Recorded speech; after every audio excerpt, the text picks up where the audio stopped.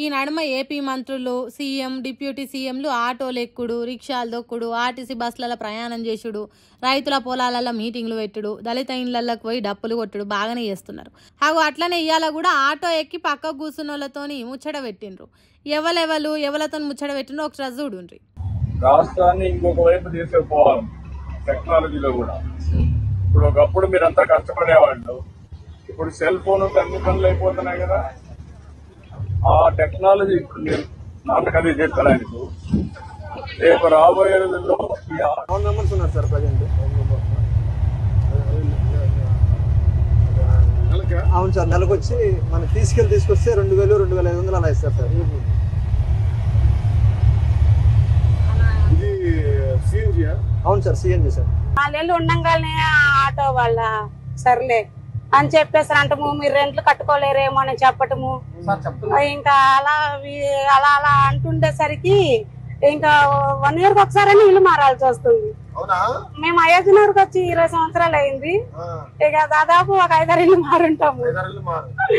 ఎప్పటికీ ఏసీ కార్లలో తిరిగే సీఎం, డిప్యూటీ సీఎం, మంత్రి లోకేష్లు ఆటో డ్రైవర్తోని, తోటి ప్రయాణికులతోని ముద్దుగా ముచ్చట పెట్టుకుంటూ ప్రయాణం చేస్తున్నారు.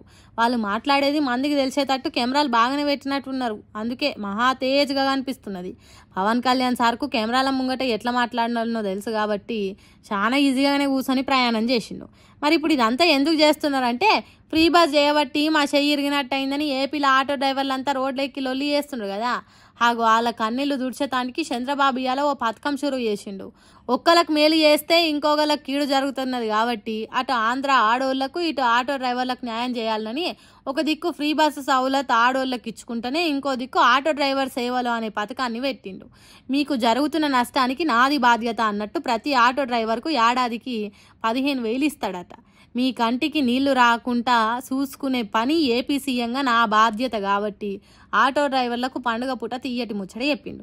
ఎట్లాగో సర్కారు పైసలు ఇస్తున్నది కదా అని ఆటోలను అడ్డగోలుగా నడపొద్దు, ఆటోలను పక్కకు పెట్టి రికామ్ ఉండొద్దు. ఆటోలను బాగా నడిపి ఏపీ రాష్ట్రానికి టూరిజాన్ని పెంచాలి. మీకోసం రోడ్లను మంచిగా వేసింది ఈ కూటమి కాబట్టి ఆంధ్రప్రదేశ్ రాష్ట్రాన్ని స్వర్ణాంధ్రప్రదేశ్గా తయారు చేసేట్లా మీ వంతు పని చేయాలని ఆటో డ్రైవర్లకి చెప్పిండు.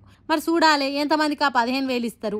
ఆంధ్రాలు ఇస్తున్నారు కాబట్టి మాకు కూడా ఇవ్వాలని తెలంగాణ ఆటో డ్రైవర్లు ఎంత లొలి చేస్తారా అనేది.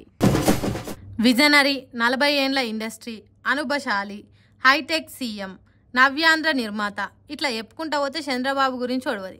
అంతటి అపారమైన అనుభవం ఉన్న పెద్ద మనిషి పరిపాలన ఎట్లున్నదో చూడండి.